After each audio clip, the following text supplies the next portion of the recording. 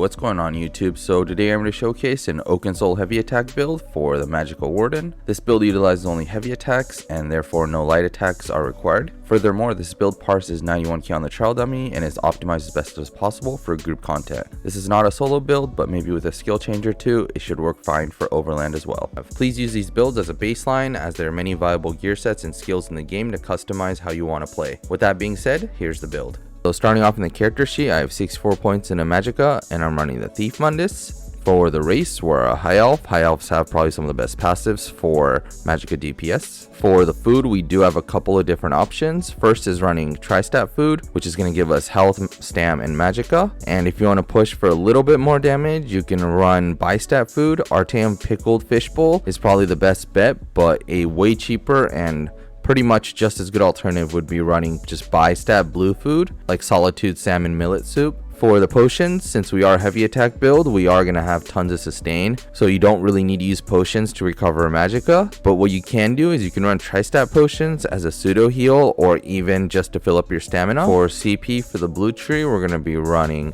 Exploiter, Master at Arms, Weapons Expert, and Deadly Aim. For the gear, we're going to be running 5 pieces Sergeant's Mail paired with 5 pieces Stormmaster, 1 piece Slime Crawl, and 1 Oakensoul.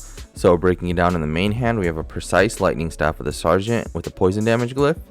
For the head, we have 1 piece Light Slime Crawl and Divines with a Max Mag enchant. For the chest, we have 1 piece of Sergeant's Mail and Divines with a Max Mag enchant. For the rest of the body, we have 5 pieces of Stormmaster, all traded in Divines with Max Mag enchants as well.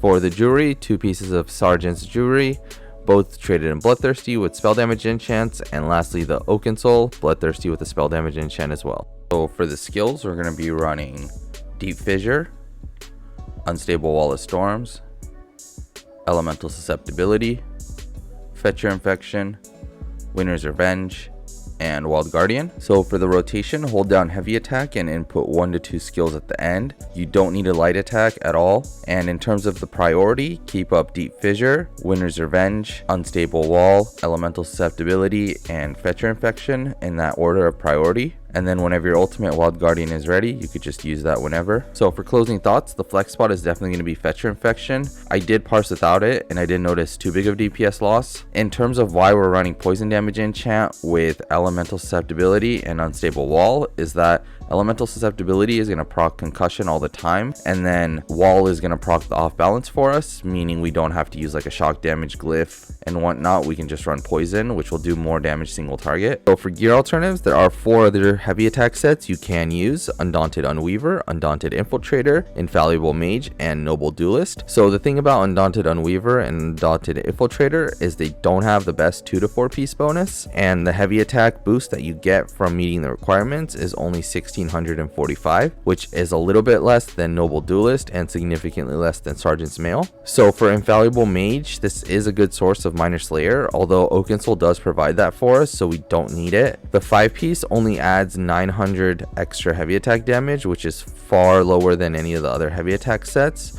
It does affect enemies with minor vulnerability, but it just doesn't add enough DPS to warrant it. So last up is Noble Duelist. If you need more penetration and you want to go like light armor on the body instead of medium with Stormmaster, you can go Noble Duelist. It has okay 2 to 4 piece bonuses, and the 5 piece bonus is actually really strong, but the drawback is you have to be in melee range, so there's that to consider. But any of these sets would work just fine. And that wraps up the build explanation section of this portion. As always, thank you for watching my video. If you have any questions or comments, feel free to leave them in the comment section down below, or better yet, come join our Discord. Link is in the description. As a reminder, if this video helped in any way, please help the channel grow by subscribing and liking the video. I will also have a written guide in the description for those who would prefer that. And lastly, I've also started a channel membership for those who like to go the extra step to help support me so I can focus on more content creation. And as always, feel free to stick around for the attached parse. If not, have a good day and see you in the next one.